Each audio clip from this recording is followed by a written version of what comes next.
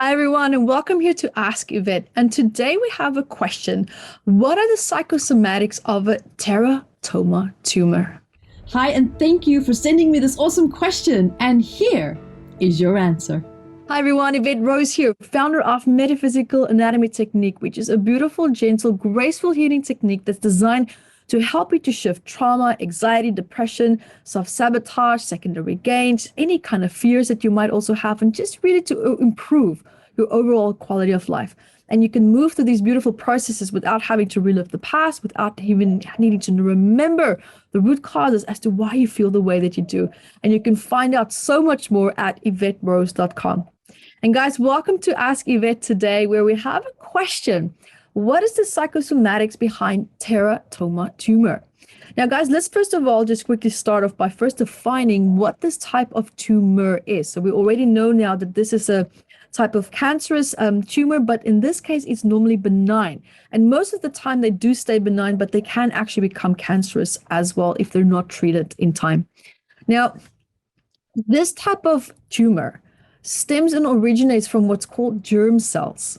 Now, this is a type of tumor that contains different types of tissues, like maybe hair, muscles. It can have bone. It could even have teeth that is in between. Now, what happens is that it develops and starts with the body's germ cells, which are cells that are undifferentiated. And this means that these cells are kind of a bit like neutral cells. They can turn into anything at any given time. And these cells are normally held predominantly in the ovary area or in the testicle area as well, and also in the lower back.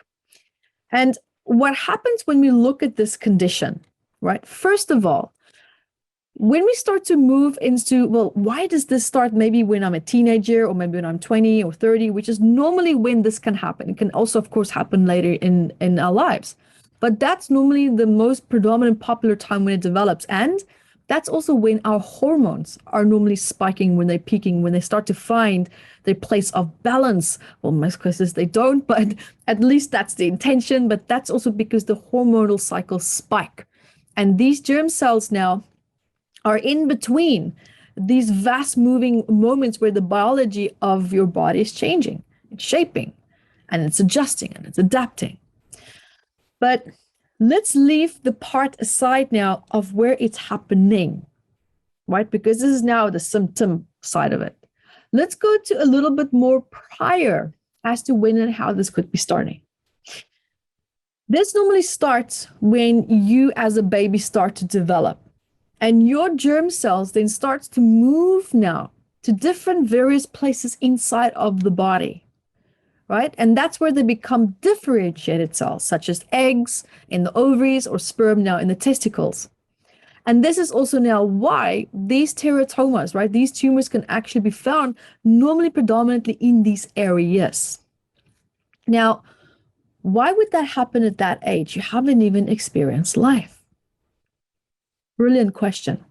And the answer to that is I would look at what was happening in your mother's life while she was pregnant with you, and also in your maternal grandmother's side, because normally trauma repeats itself every third generation.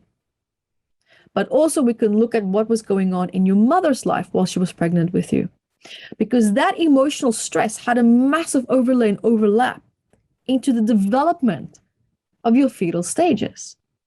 And that stress could have been held and programmed also in these undifferentiated germ cells.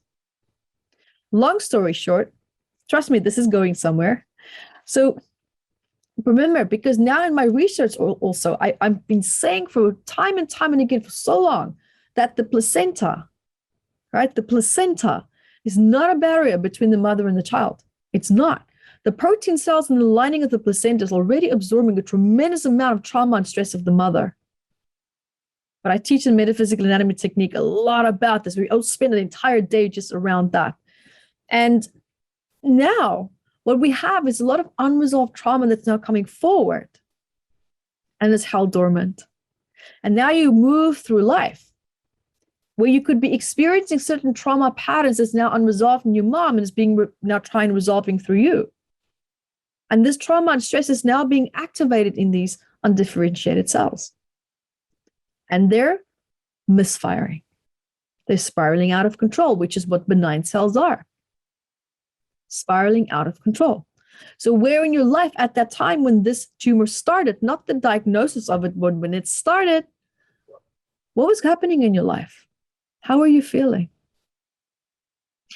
Also look at how you were feeling at that time and ask mom, how are you feeling when you were pregnant with me? Tell me about maybe stages that you went through that was maybe a bit stressful for you, that was maybe a little bit overwhelming for you. How are you feeling? And see if you can find a commonality between how your mom was feeling, or maybe even your mom's mom was feeling while she was pregnant with your mom. And how aspects of that could be playing out in your life as well. Remember also that this type of tumor, it's not the missing twin, guys. It's just not. It's not an embryo. It's germ cells that's been undifferentiated. It hasn't quite, figured out, what am I going to do? What am I becoming? And that spirals out of control when it does start to have, a mission forward in terms of how it wants to develop, combined with emotional loss of control, combined with hormonal changes. And now we're also looking at this taking place in the ovary area, in the testicle area, in the lower back area. These three areas are all about how do we feel about who we want to become? How do we feel about becoming a parent? How do we feel about being a parent if you are already one? There's a lot of misalignments, and there's a lot of feelings of loss of control and also loss of identity. So there you have it. I do hope that this helps. So guys, thank you for all these beautiful, brilliant questions. And until next time, be the light that you are. Guys, so there you have it. There is the answer to your question. And also remember, keep sending these really great questions, because your questions will also perhaps, trigger answers that can help so many other people that might be in the same place where they maybe feel stuck in their life.